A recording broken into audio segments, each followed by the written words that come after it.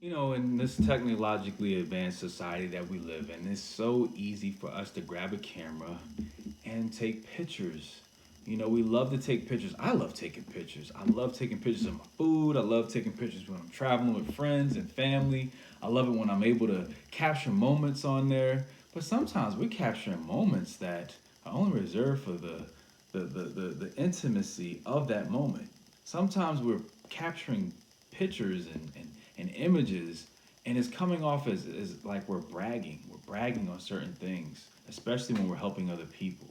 And we have to be mindful of that because scripture is clear on us being bragging as we're helping other people.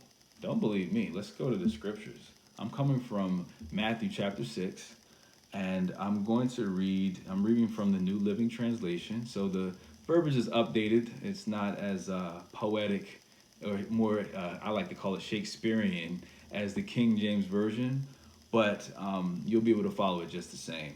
I'm reading from, again, Matthew 6, verse 1, and we're going to read all the way down to verse 4. Matthew 6, 1 through 4. So it says, "Take care." This is Jesus talking. "Don't do your good deeds publicly to be admired, because then you will lose the reward from your Father in heaven. When you give a gift to someone in need, don't shout about it as the hypocrites do, blowing trumpets in the synagogues and streets to call attention to their acts of charity. I assure you, they have received all the reward they will ever get. But when you give to someone, don't tell your left hand what your right hand is doing. Give your gifts in secret, and your Father who knows all secrets will reward you." Let that sit in for a second. When we do our good deeds publicly, when we're wanting to draw all this attention to ourselves just because we're good. If I'm so good, if I walk up to you now and say, "Hey, how you doing? My name is Joseph Hogan III. Nice to meet you. I'm a good guy. I'm a great guy." How many times have I been on dates in my past before I got into a relationship with Courtney? I used to tell women, "I'm a good guy. I'm a good guy. I'm a good guy." Am I really that good? If I'm having to convince you that I'm a good guy, do I have to convince you that I'm a good human being because of the things that I'm doing and showing you everything that I'm doing, when I'm doing it, how I'm doing it, where I'm doing it with? Our society makes it so easy and so accessible for us to do that. And I'm not saying that we need to stop having fun with social media or having fun with family and showing moments. I'm saying that if we're coming off as bragging, if we're saying I'm just doing this because I'm this guy, I'm a good guy, so look at me doing this and how I'm doing that.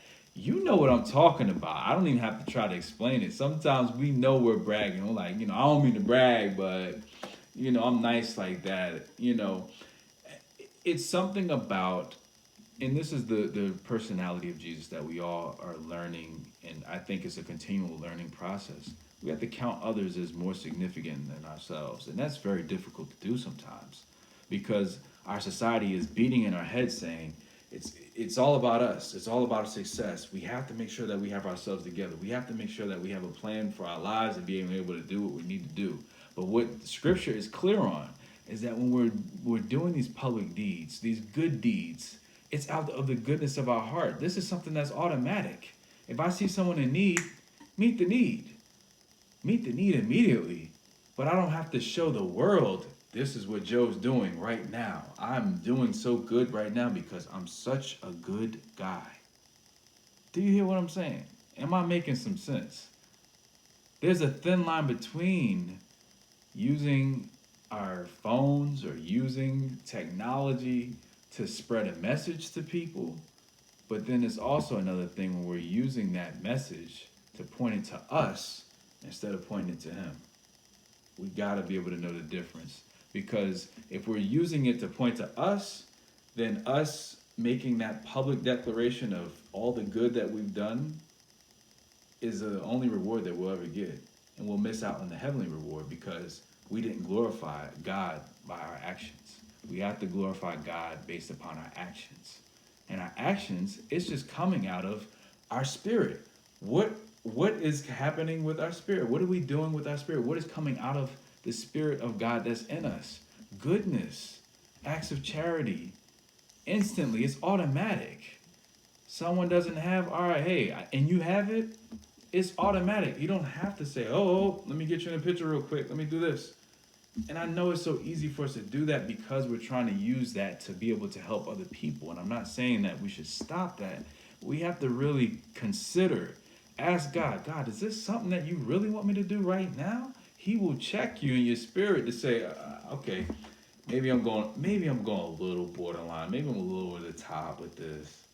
Make sure that we're understanding the thin line between helping others, which is what we're called to do, and helping others and bragging about helping others. There's a thin line there.